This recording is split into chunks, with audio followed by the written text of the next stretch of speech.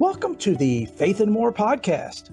This is a trans-denominational podcast. All are welcome and safe here, no matter what your faith is or isn't. Hello, my name is Reverend Angel Wise, and I'll be your host. I am an ordained trans-denominational minister, director of Oblates Perpetual Light, intuitive healer, Kabbalist, and life coach. I firmly believe that the divine works through people every day to help us. These angels and saints are so very humble, many of us don't know they exist or existed. Each week, we'll explore the lives of these amazing beings.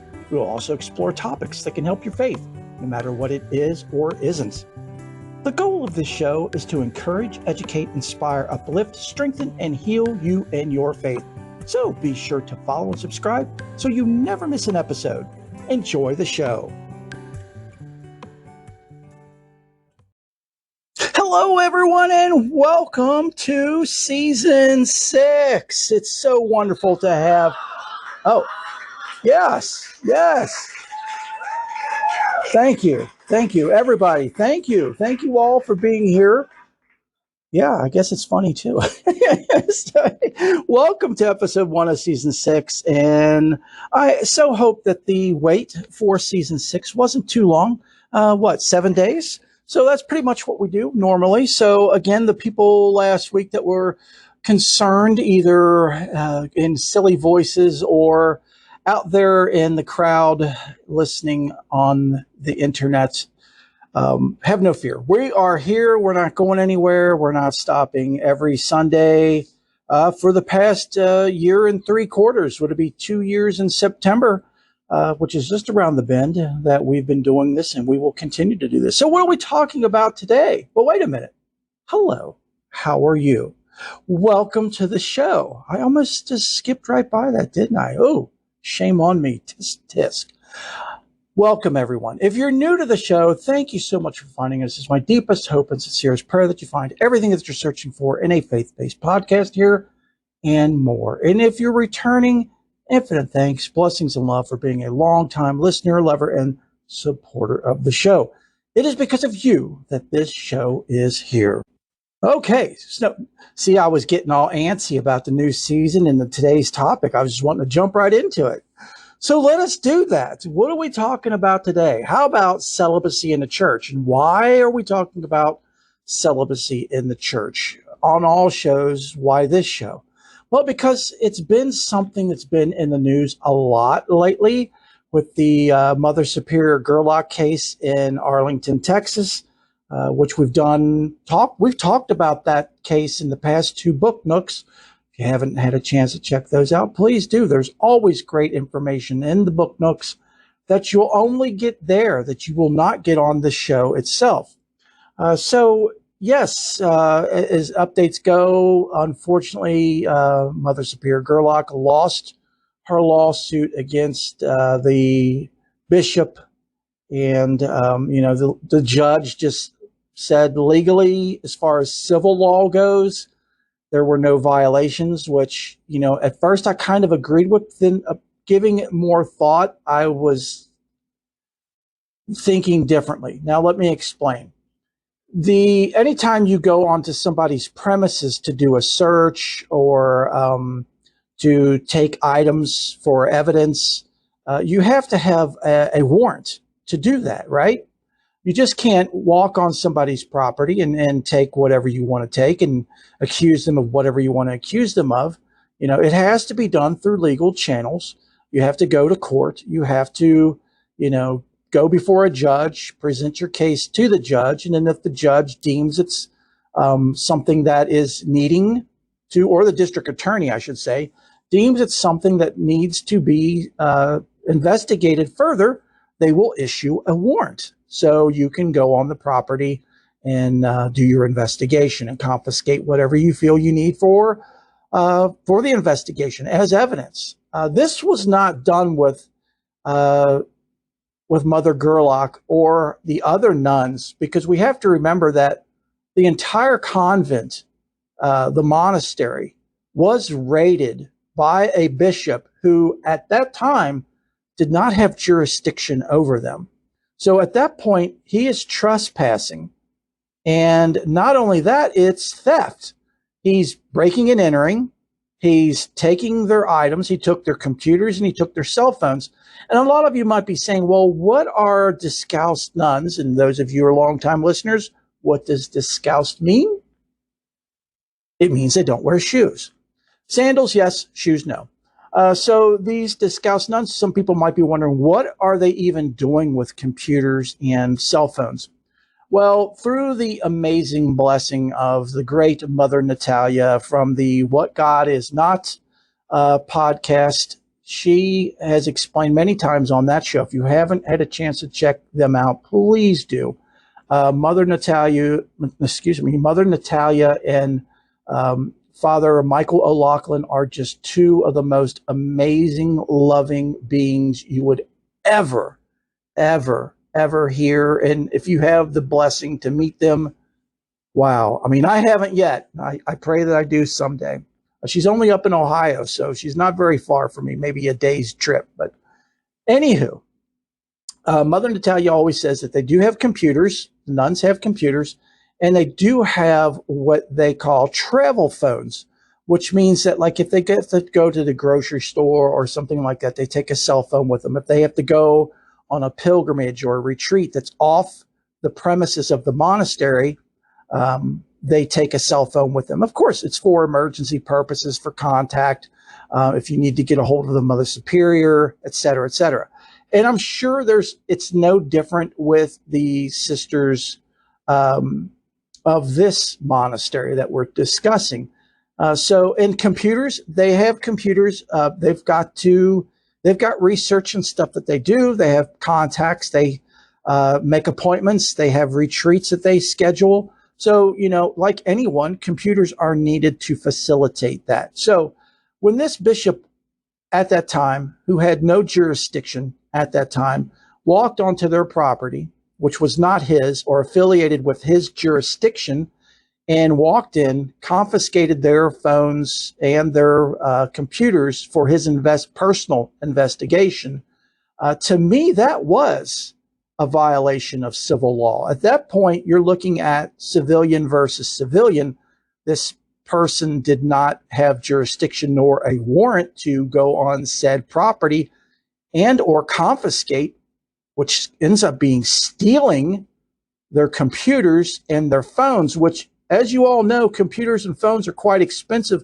So these are now felony charges that you would be considering.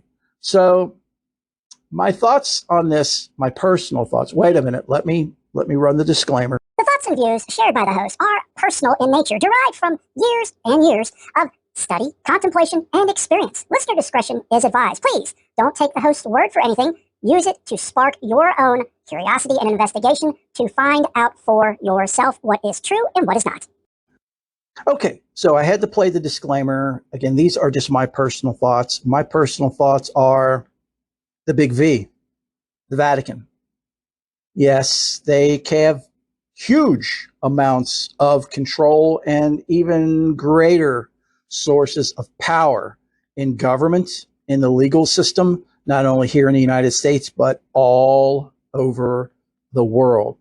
So do I personally feel that the judge may have been swayed by the Vatican? Absolutely. There's no proof or evidence of that. I'm not alleging that. I'm just saying I personally feel that is the case, because if you break it down to legalities of, A versus B, this bishop was definitely operating against the law. He was not in a legal right to go on their premises to, do what he did. And then, again, as we talked about in the last Book Nook, he audio records confession from the Mother Superior as he interrogated her after a major surgery and while she was still on medication. And, she confessed to having a virtual affair over the phone and through video with this priest. She has major illnesses. I'm not going to go through all that again, but he is also has terminal brain cancer, the priest that she allegedly had this virtual affair with. So, I mean, it all comes down to, and they're saying, that, of course, the bishop is saying that she broke her vow of chastity. And, that breaks it down into even more. What does the church consider to be someone who is chaste? I mean, is it someone who does not have intercourse? Because she did not. Even to the point where they were grilling her about being late on her period one month. This is just outlandish, folks. And the drama level is just off the charts. This is more than you would see in a movie or virtual TV, reality TV show or anything like that. It's just so goofy. But then, you've got people behind the scenes and on the ground there saying that all of this is a ploy by the bishop to shut down the monastery and to confiscate the property for his purposes. Even the people who don't, or family of the people who donated the land, are saying that. So that prompts all of today's show. Why? What is going on? Why is there? How did it start, this whole celibacy in the church? Because it didn't begin that way. This is something that evolved over time. And even recently, Pope Francis was asked about this, the current Pope of the Roman Catholic Church, and he said he would be open to discussions of ending celibacy for priests and nuns. And so today's show is going to be discussing the history and background of that and giving you all some really fascinating information that I bet you didn't know. Did you know that there were popes, actual popes, that were not only married, they also had children? So we're going to be exploring that and more in today's show. Okay, so I have two articles that I'm going to be going through today. Of course, links to these articles will be in the show description.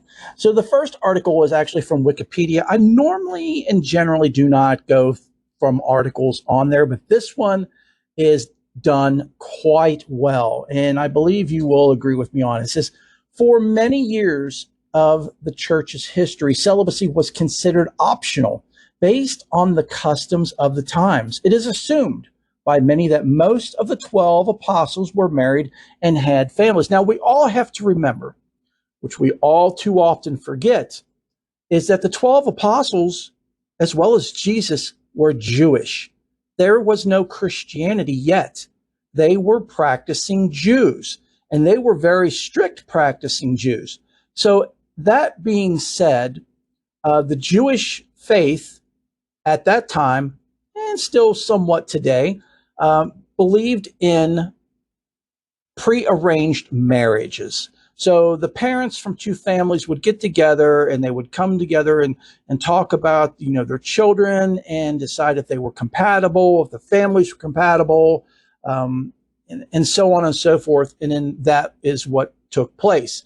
And then they were usually married at quite a young age. I believe boys are considered to be is 13. And for girls, it's 12. So they could be married as young as that age. And I know that's got a lot of people gasping, but we're talking way, way, way years, thousands of years ago, that wasn't out of the ordinary. So again, keep that in mind, that the 12 apostles were probably married. We know for sure that Peter was.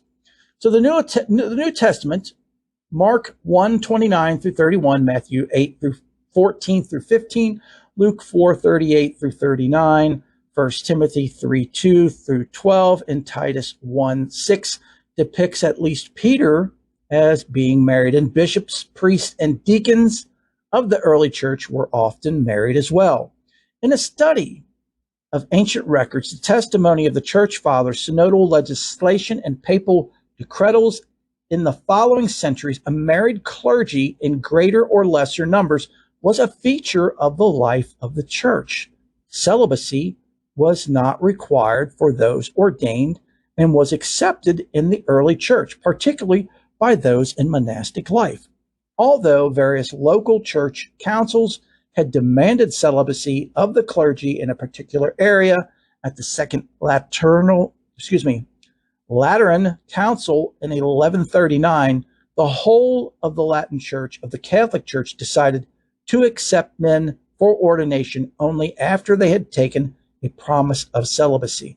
This applies to leadership of the church.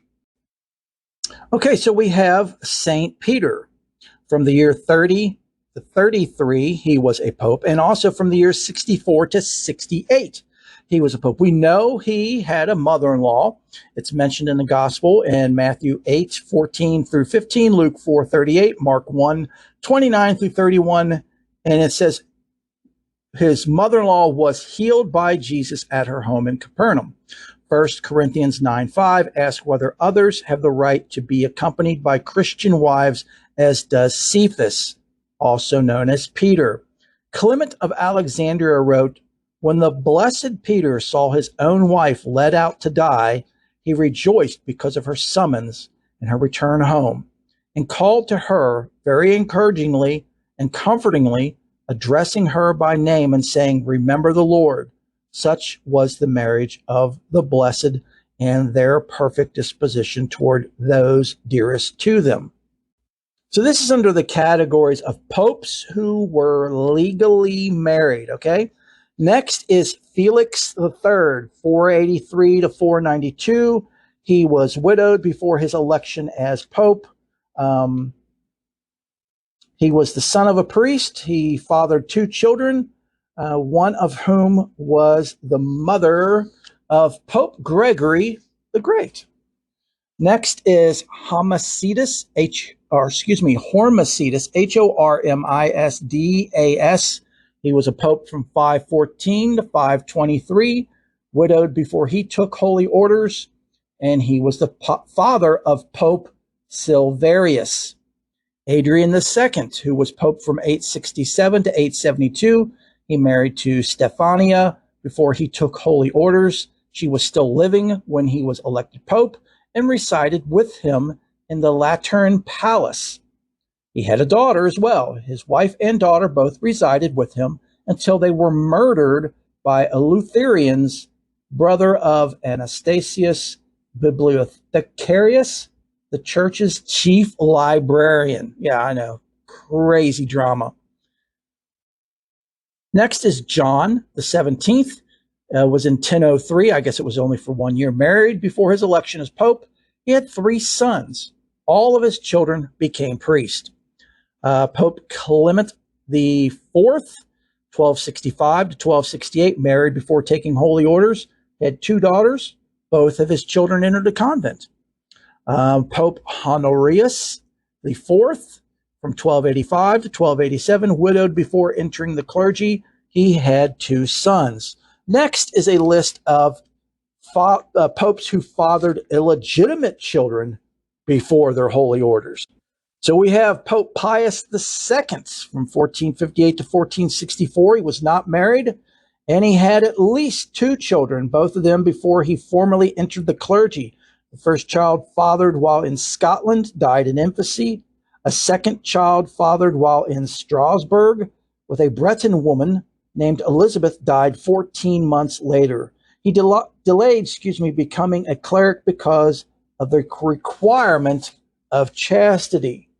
Next is Pope Innocent VIII, 1484 to 1492, was not married, had 2 children, both born before he entered the clergy, married elder son Francesco Cibo to the daughter of Lorenzo di Medici, who in return obtained cardinal's hat for his 13-year-old son, Giovanni, who became Pope Leo X.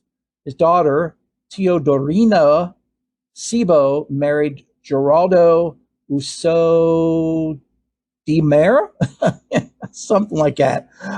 So yeah, Pope Innocent, not so innocent, right? Pope Clement VII, 1523 to 1534, not married, relationship with a slave girl, possibly Simonetta da Calavecchio.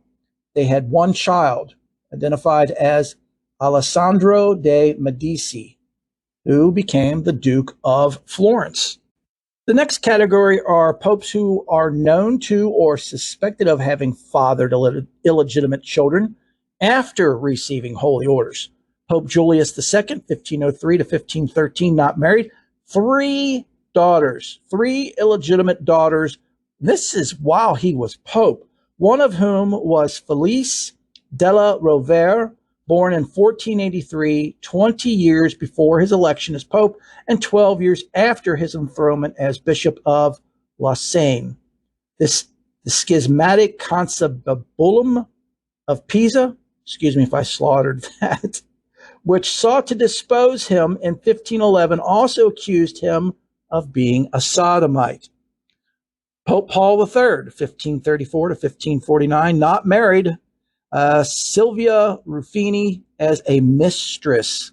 Yes, 3 sons and 1 daughter, 4 children with his mistress, held off ordination in order to continue his lifestyle, fathering 4 illegitimate children, 3 sons and 1 daughter, by Silvia Ruffini after his appointment as cardinal deacon and Santi Cosimo and Domenio.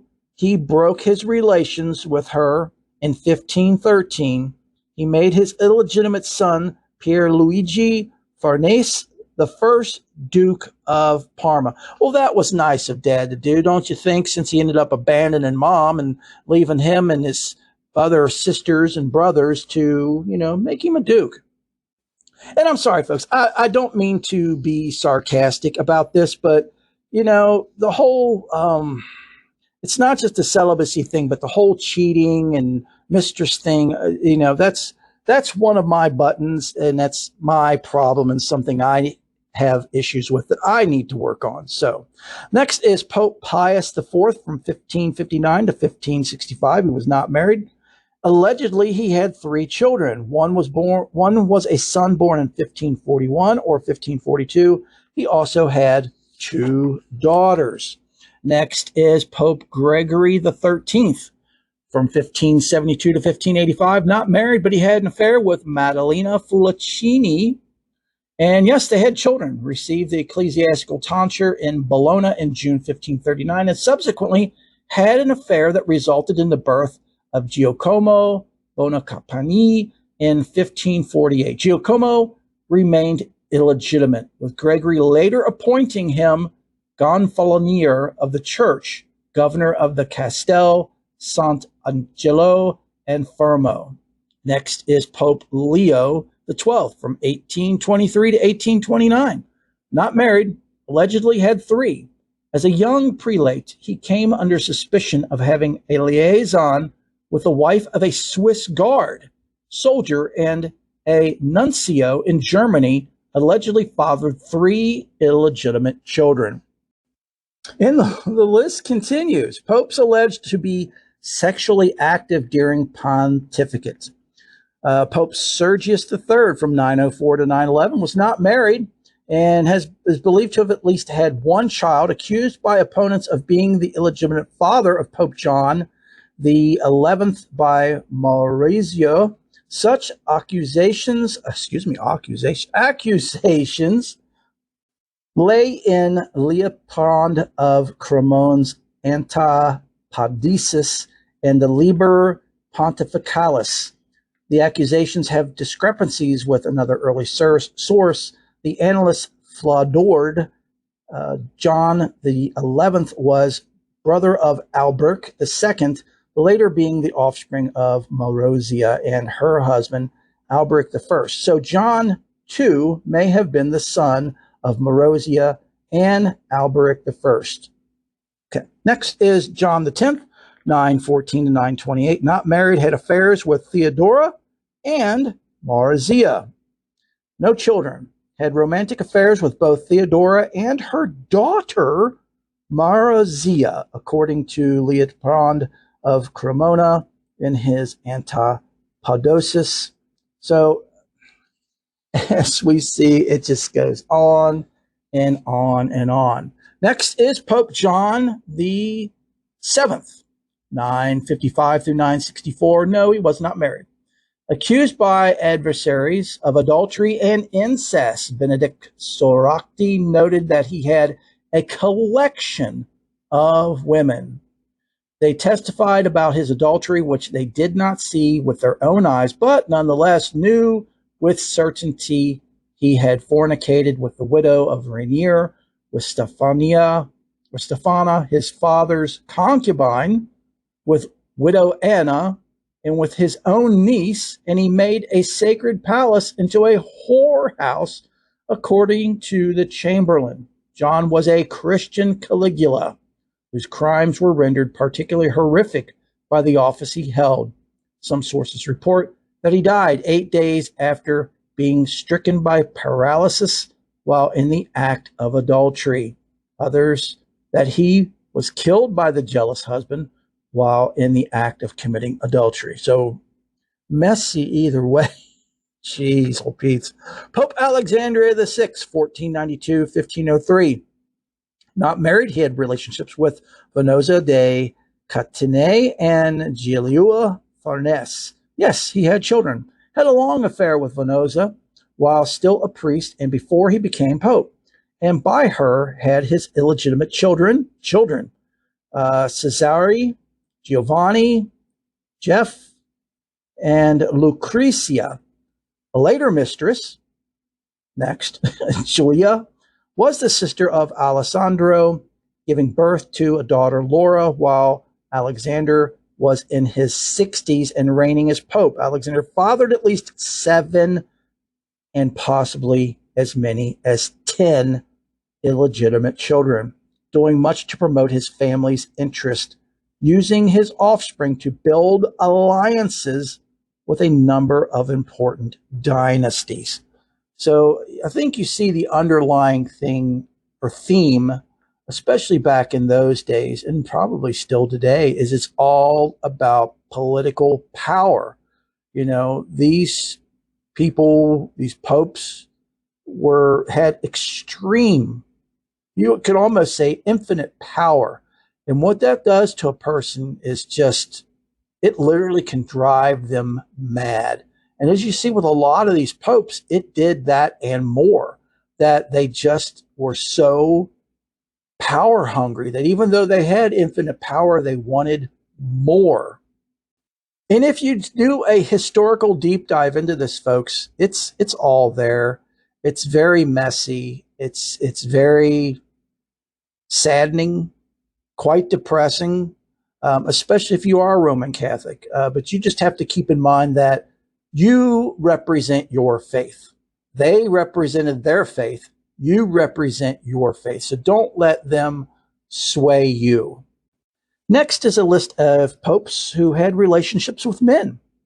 Pope Paul II, 1464 through 1471, was not married, alleged had an affair. Thought to have died of indigestion arising from eating melon, though some suggest he died while being sodomized by a page. Next is Pope Sixtus IV from 1471 to 1484, was not married. Sixtus was a lover of boys and sodomites, awarding benefices and bishoprics in return for sexual favors, and nominating a number of young men as cardinals, some of whom were celebrated for their good looks. See, this is where these things come into play, that, you know, we're finding more and more that's coming out in the, you know, unfortunately in the priesthood. And this was back in, you know, the late 1400s. Next is Leo X, 1513 to 1521, was accused after his death of being a homosexual. Some suggest he may have had ulterior motives in offering preference to certain people because he was attracted to them or had relations with them. Next is Pope Julius III from 1550 to 1555. He had an alleged affair with Innocenzo Ciocci del Monte, alleged to have had a long love affair, which was a cause of public scandal. The Venetian ambassador at that time reported that Innocenzo shared the Pope's bed.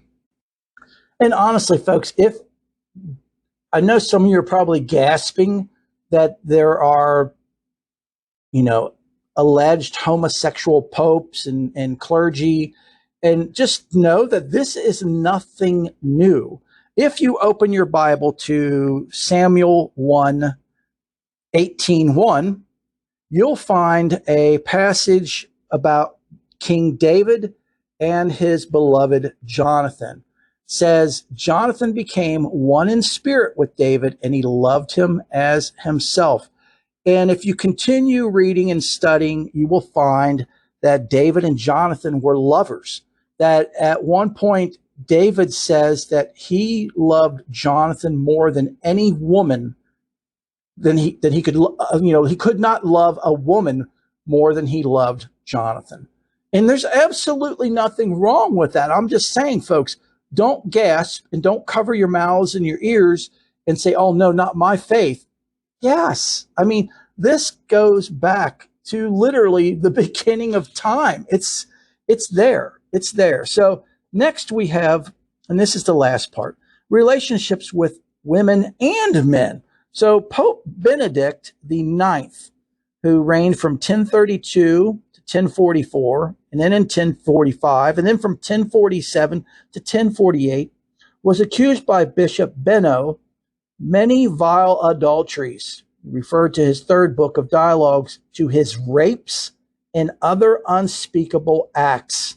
His life prompted Peter Damian to write an extended treatise against illicit sex, especially homosexuality. In his Liber Gomor Haneas, Damian accused Benedict IX of routine sodomy and bestiality and sponsoring orgies. So, as we can see, and as you all already know, scandal is nothing new to the church, nor will it continue to be anything new, which is quite sad. But again, this gets into the whole thing. I mean, in part, power definitely, politics definitely, and celibacy does have a role in all this. Now, next article I'm going to read is from Helen L. Owen from History News Network, and it says, when did the Catholic Church decide priests should be celibate? So she writes, the belief that religious figures should be celibate began long before the birth of Christianity. Ancient Druid priests were thought to have been celibate, and Aztec temple priests were expected to remain sexually abstinent. Other pre-Christian sects mandated that people chosen for their sacrificial offerings must be pure, meaning that they had never engaged in sex. Jesus lived a chaste life and never married, as many sources say, but there are other sources that say to the contrary, not something we're going to get into in this show. And at one point in the Bible, it was referred to as an eunuch, excuse me. He was referred to as a eunuch in Matthew 19:12. Though most scholars believe that this was intended metaphorically, the implication was that Jesus lived a celibate life like a eunuch. Now, again, remember, folks, Jesus was a Jew. He was a very hardcore practicing Jew. He was of the highest rabbinical caliber. He knew more than most of the rabbis and sages knew. So that tells you how much he studied, learned, and knew and lived his faith. So again, him being Jewish, he could have been married, whether by choice or by arrangement. No, it doesn't say it in the Bible, but sometimes you have to read between the lines, and the sources in the Bible, the books in the Bible, remember, were selected by man and selected by committees of men, most of which were some of these popes that we just talked about that chose the books of the Bible. So take that with a grain of salt. But just know that there are many other books of the Bible, or books that were originally in the Bible that were removed, that you can study and you will learn so much more. I highly recommend it just for educational purposes only, not to convert anyone, which I would never do, or to make you, doubt your faith. Not at all. Again, as I said earlier, you are your faith.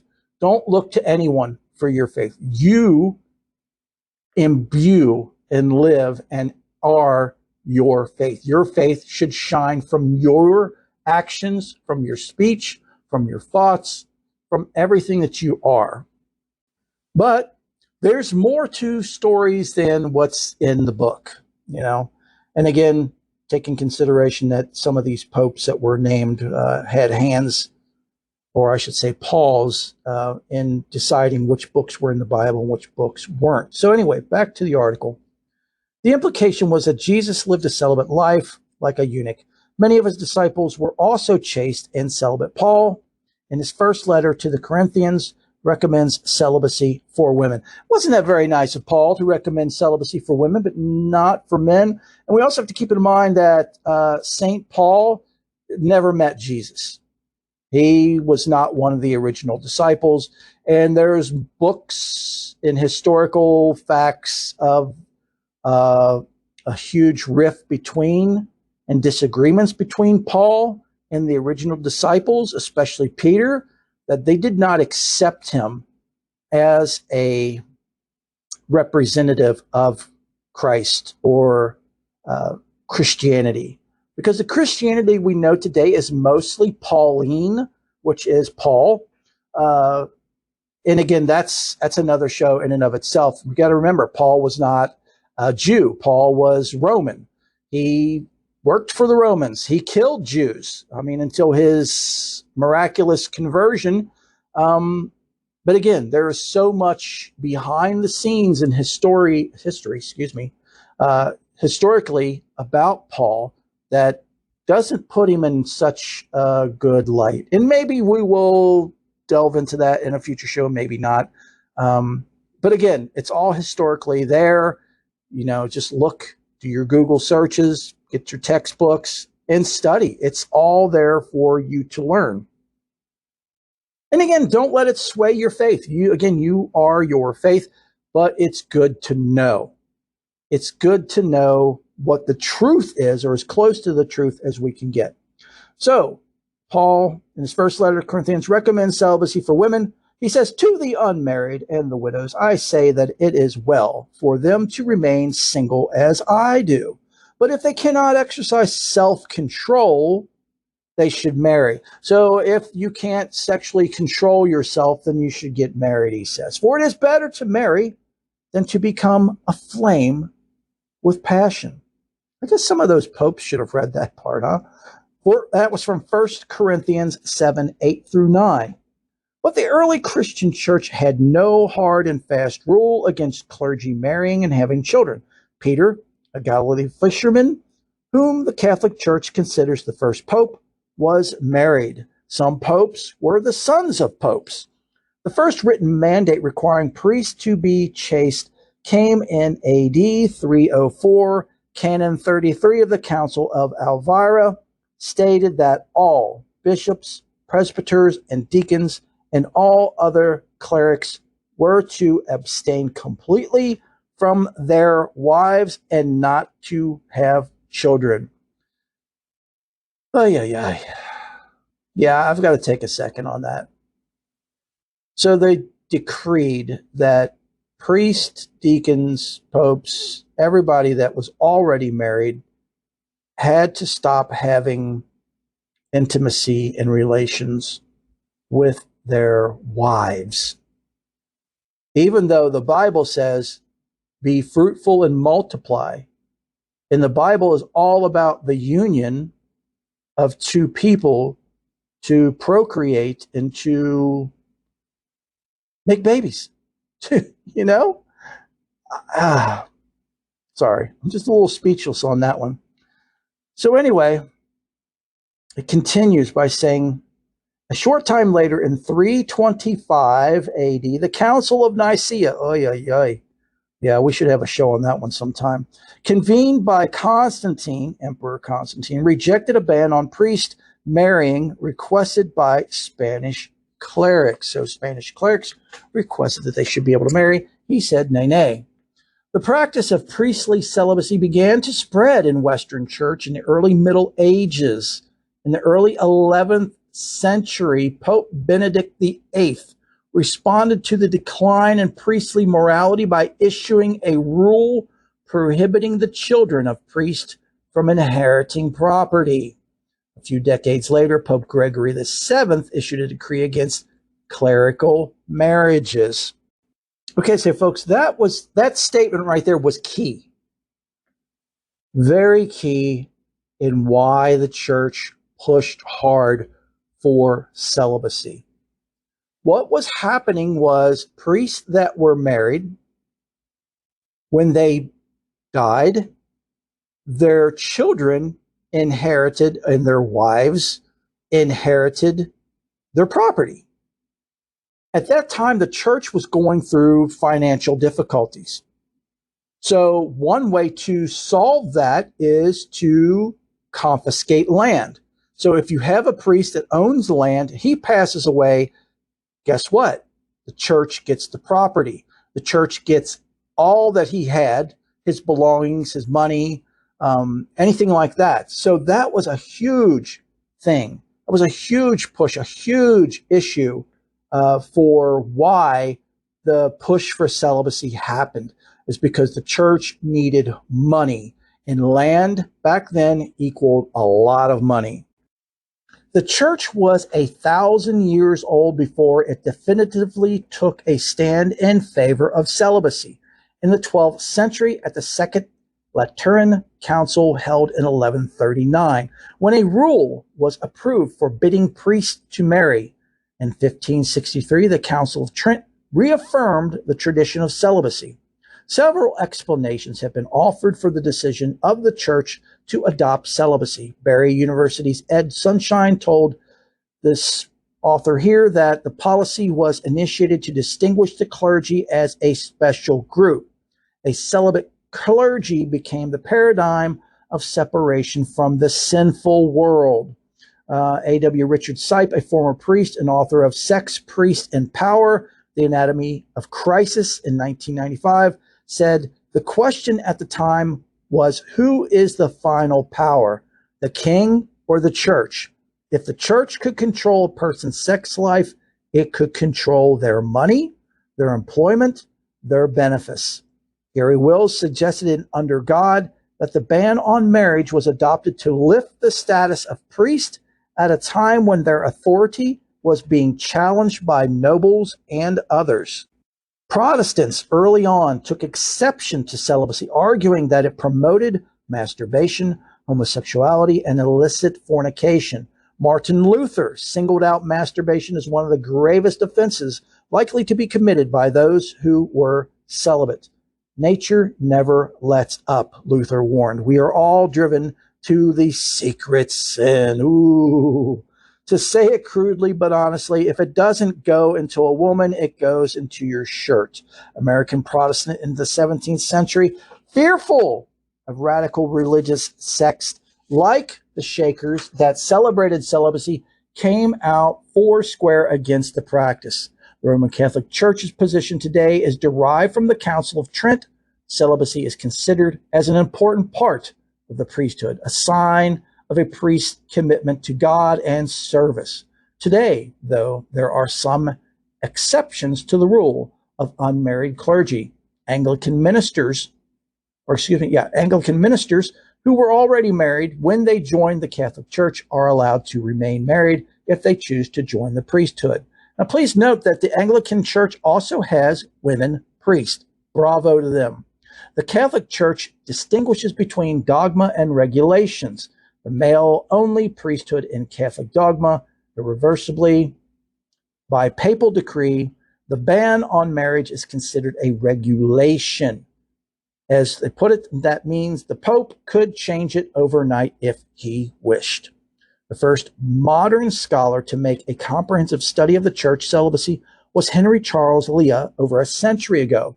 Leah, a Protestant critical of the Catholic Church, closed his long book with the following statement: "We may be on the eve of great changes, but it is not easy to anticipate a change so radical as that which would permit the abolition of celibacy. The traditions of the past must first be forgotten. The hopes of the future must first be abandoned. The Latin Church is the most wonderful structure in history, and ere its leaders can consent to such a reform, they must confess that its career so full of proud recollections, has been an error. So as we can see, the politics and all of that are just, they run so deep in this. And, will we see this in our lifetime, the Roman Catholic Church opening up the doors to priests and nuns to be married? I don't know. But we are blessed to have some examples of some faiths, and even one that is considered to be a branch of the Roman Catholic Church, which is the Byzantine Church, that are changing, that are allowing things.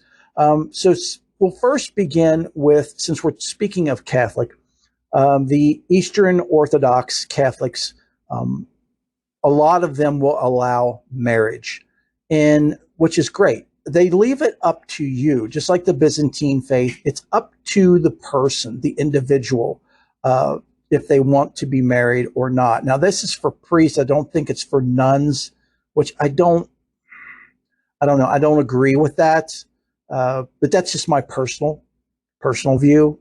I believe that if you allow one, you should allow the other, because both should be presented with equal rights. Yes, no.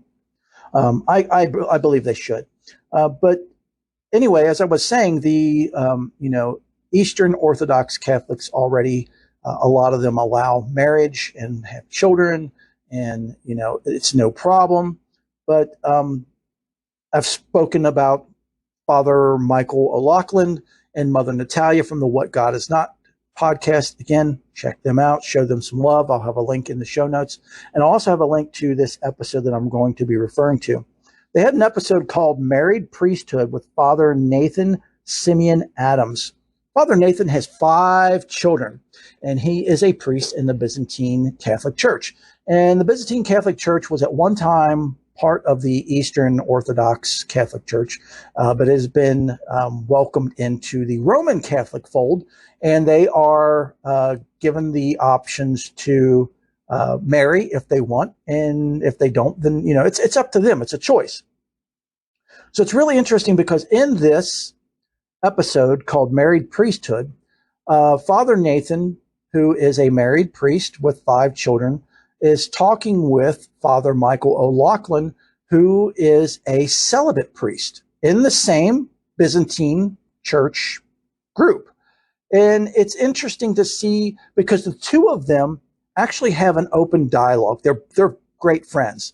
They have an open dialogue of the benefits and the pluses and minuses, you can say, of a priest being married versus a priest who's not. As Father Michael O'Loughlin says, there's a lot of alone time as a priest, and you don't have the support a lot of times. You're constantly called upon to support others, but people only come to you if there's problems.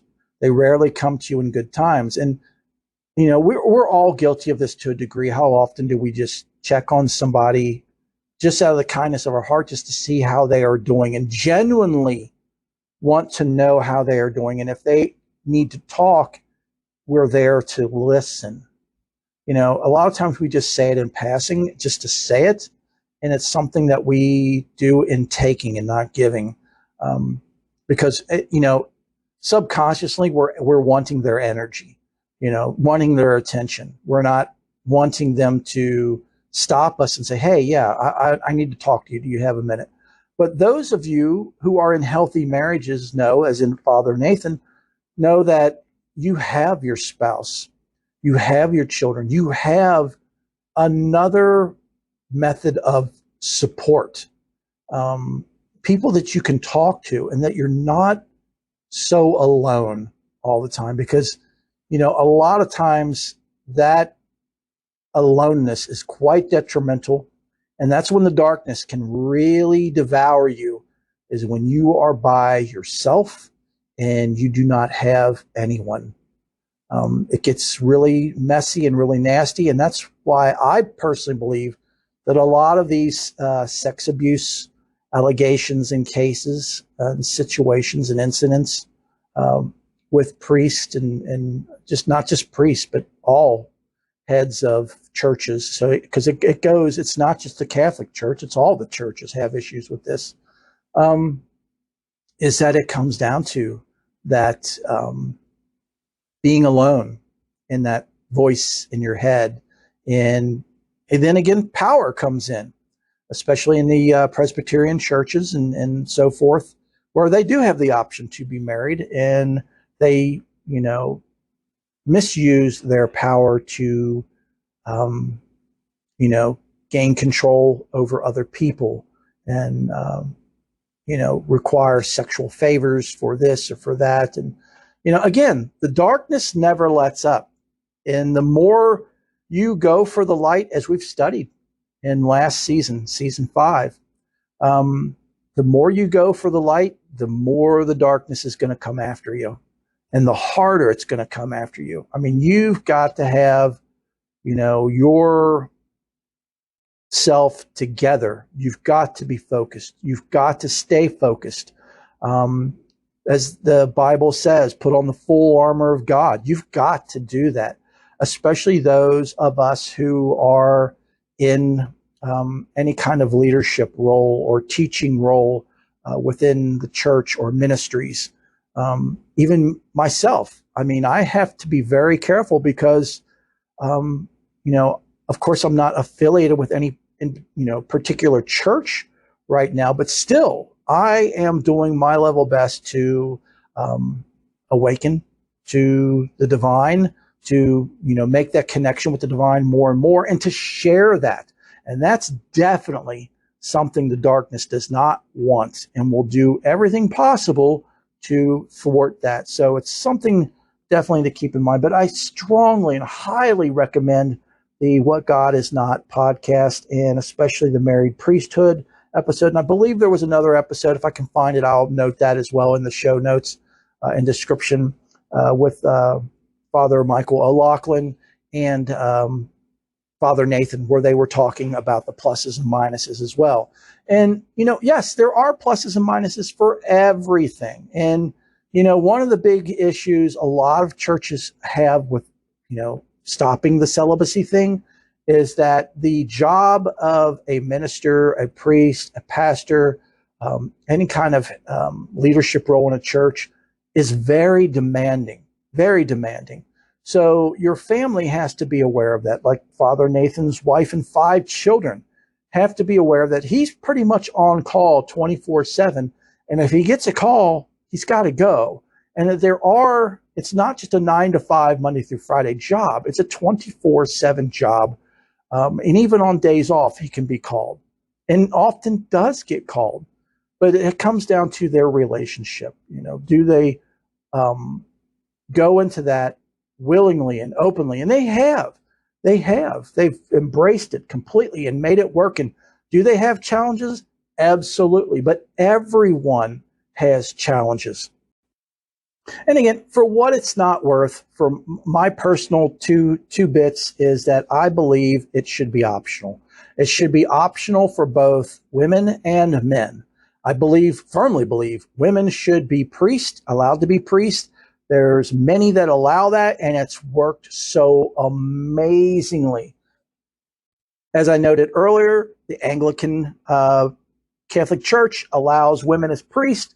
The Independent Catholic Church allows women as priests, and they make some of the most amazing church leaders ever. And I mean, as far as, again, I believe it should be optional, that if they want to be married, because, I mean, how can someone be a priest? And a lot of times people come to you for relationship and marriage counseling. How can you relate to them? Especially if you're a young priest, how can you relate to these people and this couple and give them any kind of advice that can help them? Of course, you can refer to the Bible, but that's not experiential. I mean, it's not something that you've personally experienced yourself. Now, me as an independent trans-denominational minister, married over 36 years, I can give that advice. And not just that, but life coaching as well.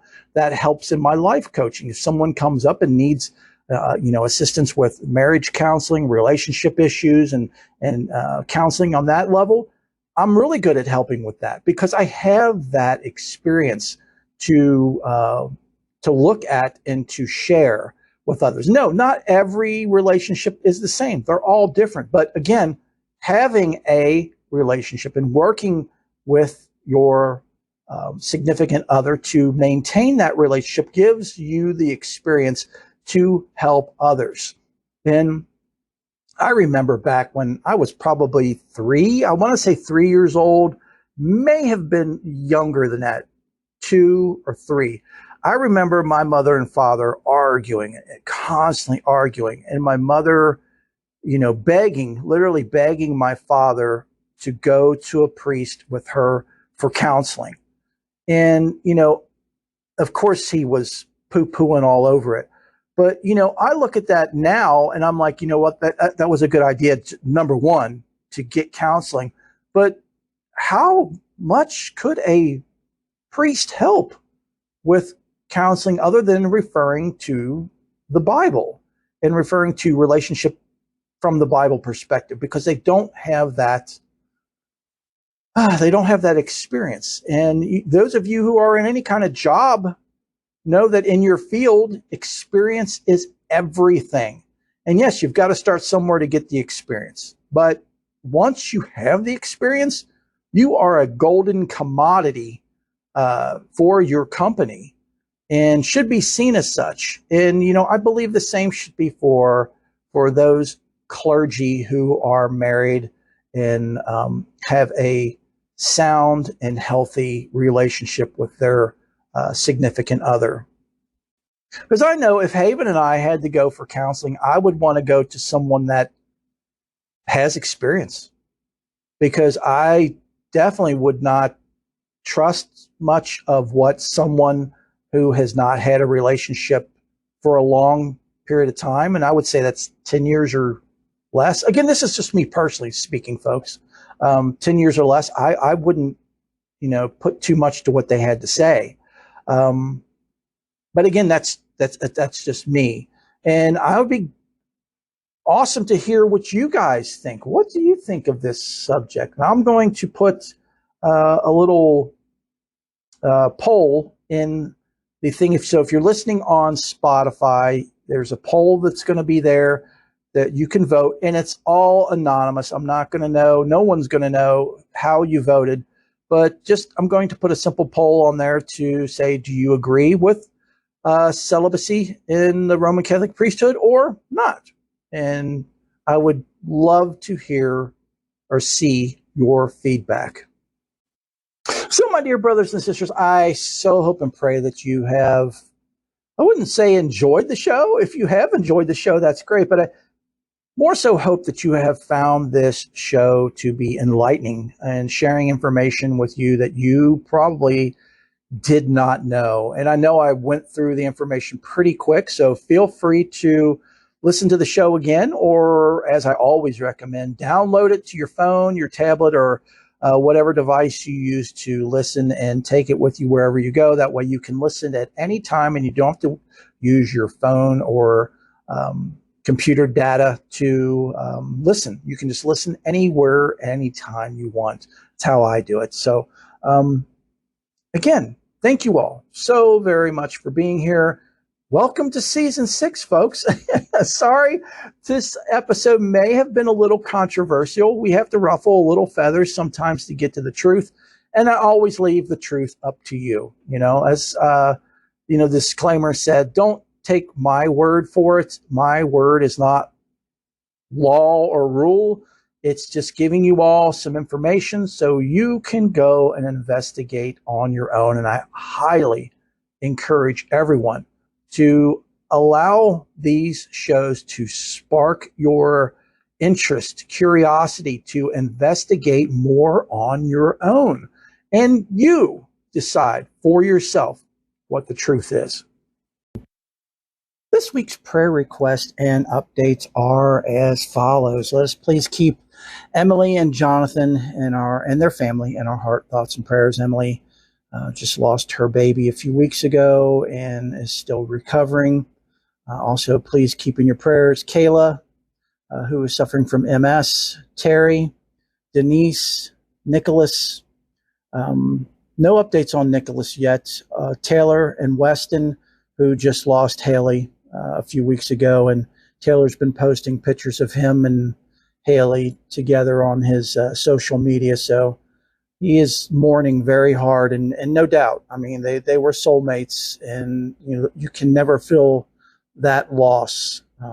So let us please keep him and his 4-year-old son Weston in our heart, thoughts, and prayers.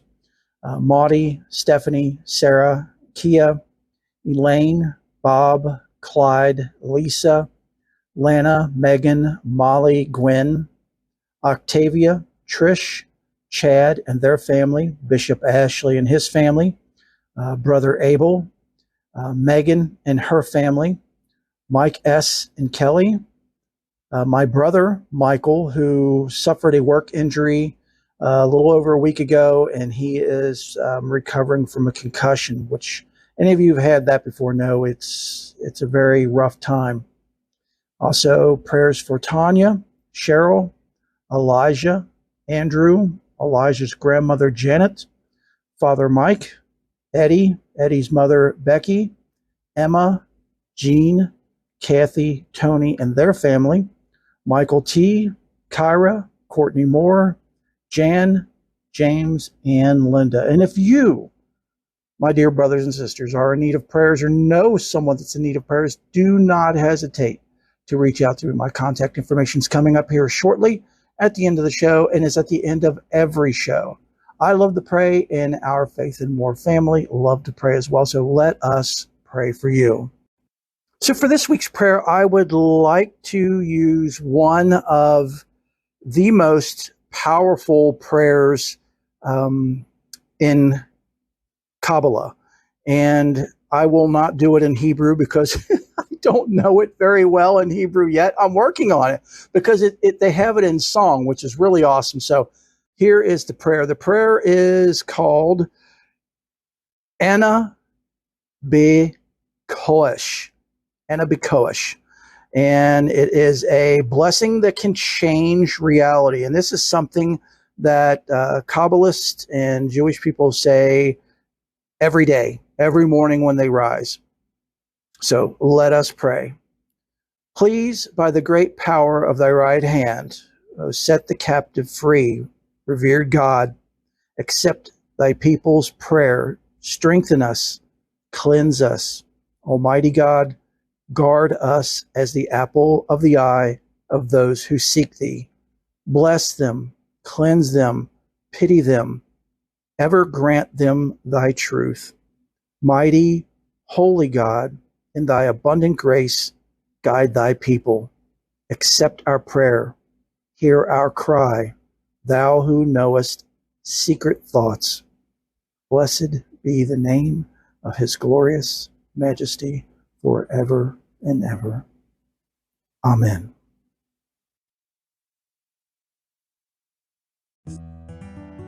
I so hope and pray you all have enjoyed the show and that you found everything that you're searching for in a podcast here and more. Please stop by anytime, all the time. You are family. If you enjoyed the show, please subscribe, rate, and review on whatever format that you're listening, because this will greatly help move the show up so when people do a general search, they're more likely to find us. And the more people we reach, the more people we can help. Also, feel free, please feel free to share the show with anyone and everyone that you feel might be interested in it and it might benefit. And if you really, really enjoy the show, please consider making an offering. Offerings are a great way to help sustain and improve the show and the Faith and More ministry. Offerings can be made through patreon.com/Faith and More podcast. We actually have 3 tiers of membership there. So again, at patreon.com/Faith and More podcast. And don't forget about our YouTube channel. There's lots of great videos there, and it gives you more of an immersive experience. Just go to youtube.com/@Faith and More Podcast. Next is prayers. I love to pray in our Faith and More family. That is, you love to pray as well. So let us pray for you. There are two ways to do this. The first is to email me directly at faithandmorepodcast@gmail.com. The second is through our website at faithandmorepodcast.wixsite.com/my-site. There's a form at the bottom of the website to request prayers. And of course, links to everything here mentioned in the show and in the closing here can be found in the show description.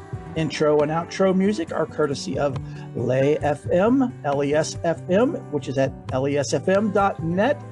And the Oblates infomercial is courtesy of Ivy Music. Links can be found in the show description. Check them out and show them some love. So until next time, have a blessed week and know that each and every one of you are in my heart and prayers. Bless you.